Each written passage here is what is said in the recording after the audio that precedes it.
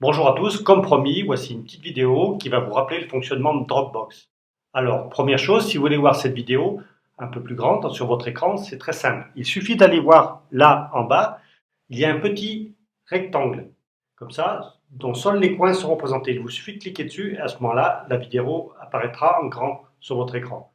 Et en plus, vous pourrez voir ma tête un peu plus gros. Non, je plaisante. Vous m'avez assez vu comme ça, alors maintenant, allons voir Dropbox. Voilà, nous voilà sous l'interface de Mozilla Firefox. Alors, bien évidemment, l'interface de ma machine n'est pas tout à fait la même que celle que vous allez avoir sur les vôtres, que ce soit chez vous ou dans la salle de formation, ou éventuellement sur votre lieu de travail. L'important, c'est de se souvenir de la chose suivante. Pour se connecter à Dropbox, il faut aller dans la barre d'adresse. La barre d'adresse, elle est toujours en haut à gauche. Je vais tout simplement ici et j'écris www.dropbox.com.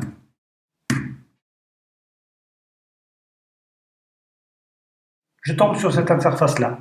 Alors là, deux possibilités. Première possibilité, vous avez déjà un compte Dropbox, soit un compte personnel, soit le compte que nous avons utilisé lors de la dernière séance, auquel cas, il vous suffit de venir cliquer ici sur Se connecter.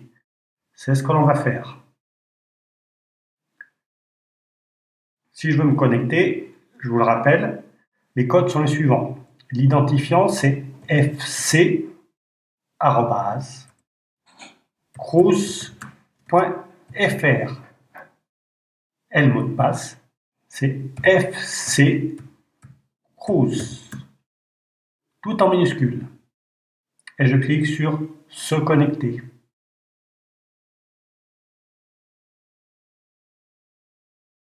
J'arrive ici sur l'interface qui me montre tous les fichiers que vous avez déposés la dernière fois.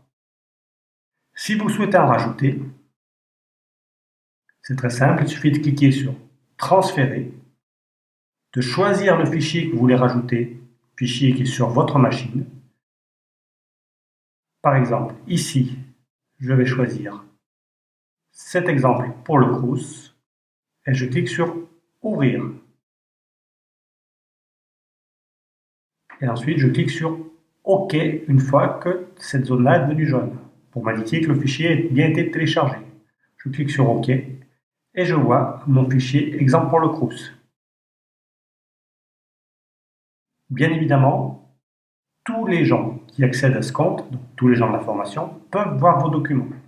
Si vous souhaitez avoir votre propre espace, vous pourrez ranger vos affaires personnelles. Tout simplement, vous allez cliquer ici sur se déconnecter et vous allez créer un compte. Donc, pour créer un compte, c'est simple, il vous suffira de mettre votre prénom, votre nom, votre adresse mail et votre mot de passe. Et une fois que vous aurez créé votre compte, il vous suffira de faire comme tout à l'heure. Lorsque nous sommes arrivés sur cette page-là, si un jour elle veut s'afficher, voilà. Donc, quand vous arriverez sur cette page-là, vous irez cliquer directement sur Se connecter et vous indiquerez vos identifiants, donc votre mail et votre mot de passe personnel.